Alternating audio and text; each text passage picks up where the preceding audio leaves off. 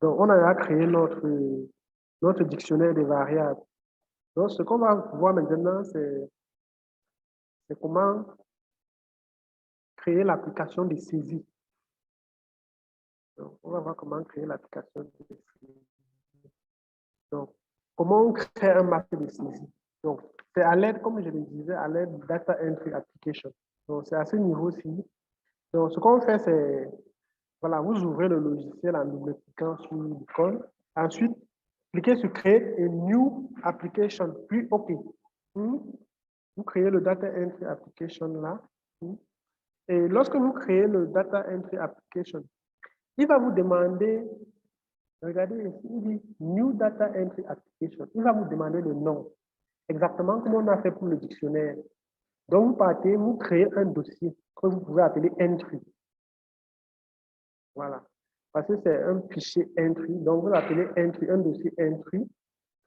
Bon. Maintenant, le nom du masque, vous l'appelez Santé Jeune. Vous ne changez pas. Santé Jeune. Ensuite, vous enregistrez. Quand vous enregistrez, il va donc vous demander d'associer le dictionnaire qu'on vient de créer. Vous voyez que ce sont les étapes qui se suivent. Donc, sans dictionnaire, vous ne pouvez pas créer un masque de saisie. Donc, vous cliquez sur le petit onglet qui est ici, le 3 points là. Bon, pour mettre le input dictionnaire, donc les 3 points qui sont là, vous cliquez là et vous cherchez où vous avez enregistré le dictionnaire récemment. Donc, dans DICO, le dossier DICO. Vous partez, choisissez le dictionnaire et vous faites OK. Donc, quand vous le faites, donc, CS Pro va vous demander s'il crée un masque avec des formulaires basés sur, avec des formulaires basés sur le dictionnaire. Donc, c'est-à-dire qu'il va générer ça de façon automatique.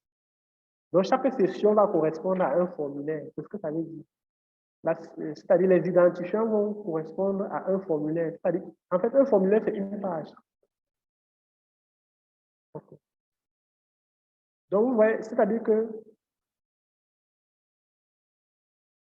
le formulaire correspond à une session, en fait, à un record, dans notre cas. Chacun, c'est-à-dire que les variables identifiants vont s'afficher sur une page, la session 0 sur une page, la session A sur une page, la session B sur une page. Donc, quand vous cliquez le oui, c'est ce que ça fait. Quand vous dites non, c'est ce que le collègue de tout à l'heure disait. En fait, il demandait de savoir comment on dessine, c'est-à-dire on design le masque de façon à ce que ça ressemble au questionnaire. Donc, quand vous dites non, c'est pour le faire. C'est-à-dire que vous allez prendre variable après variable, ajouter, arranger, mettre les textes, mais ajouter les tableaux, Adbox. Mais comme on est en train de faire le tapis, ce n'est pas important parce que c'est une collecte Android. Si vous designez le questionnaire comme, comme dans la version papier, vous perdez en réalité votre temps. On le fait généralement quand on va recruter les agents de saisie, on s'assoit. Parce que quand un agent de saisie prend un format, c'est un formulaire. C'est-à-dire qu'au fur et à mesure qu'on change de formulaire dans le masque, l'agent de saisie doit être en train de changer les pages. Vous comprenez un peu la logique. Donc, c'est un peu ça. Mais dans notre cas, comme on est en train de faire une collecte qui est mobile, on n'a pas besoin de choisir l'option non pour designer nous-mêmes le questionnaire. Donc, on choisit le oui pour qu'il génère de façon automatique le masque de saisie. Donc, quand on a choisi oui, il y a cette fenêtre qui s'ouvre. Voilà, il permet de choisir les options d'affichage. Donc, vous cochez les cas qui sont, en fait, les cases qui ont été cochées là. Donc, il demande d'utiliser les labels du dictionnaire. Ensuite, les tests à gauche. Pour les registres, on n'a pas de registre dans notre dictionnaire.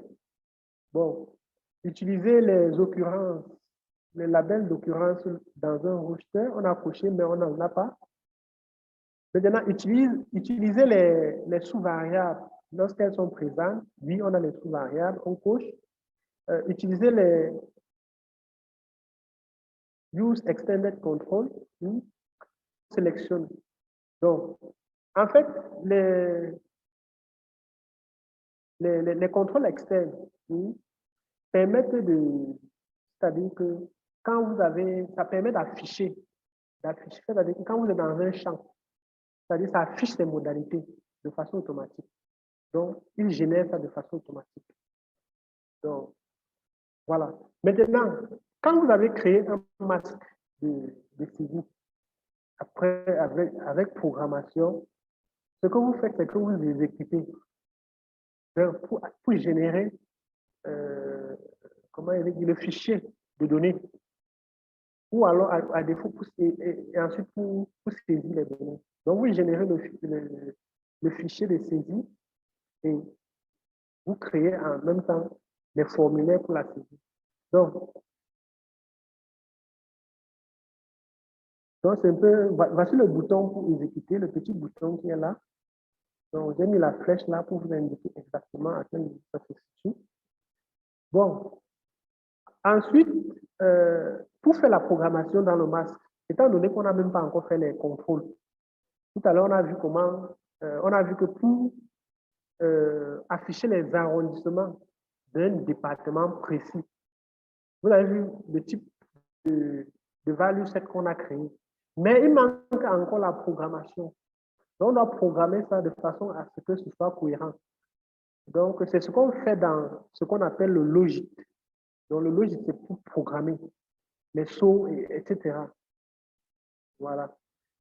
Donc, on va voir, on va vraiment, on va en fait faire une petite introduction à la programmation parce que c'est même une spécialité. C'est tellement profond. Comme M. Olinga le disait le matin, la programmation sur CFO, c'est vraiment très profond, surtout pour les questionnaires qui sont complexes.